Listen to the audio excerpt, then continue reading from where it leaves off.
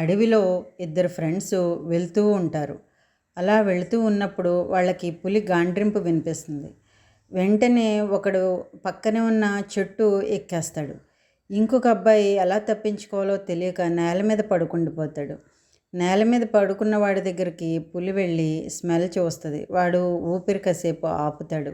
చనిపోయినట్టుగా నటిస్తాడు. ఈలోపు పులి వాడిని ఒకసారి స్మెల్ చూసి అటు ఇటు చూసి వీడు చనిపోయాడు అని చెప్పి వెళ్ళిపోతుంది. ఎందుకంటే పులి చనిపోయినవి తినదు కాబట్టి, వ్యక్తులనన్నా జంతువునన్నా. అప్పుడు కిందకి దిగి వచ్చి, అరే నువ్వు నాతో ఉన్నావు అనుకున్నాను, కింద పడుకున్నావు, ఒకవేళ పులి తినేస్తే అని చెప్తాడు.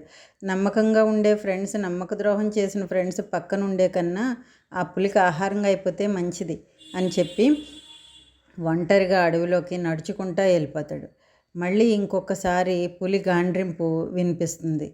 అలా పులి గాండ్రింపు వినిపించినా సరే ఒంటరిగా అడవిలోకి అలా వెళ్ళిపోతాడు. ఈలోపు మళ్ళీ పులి వస్తుంది. పులి వచ్చి మళ్ళీ ఇద్దరు ఉన్నారని చెప్పి మళ్ళీ దూకడానికి ట్రై చేస్తుంది. వాడు మళ్ళీ పారిపోతాడు. పారిపోయి మళ్ళీ పాపం ఇతను కింద పడుకుంటాడు. చూసారా ఫ్రెండ్స్, రెండోసారి కూడా మోసం చేశాడు.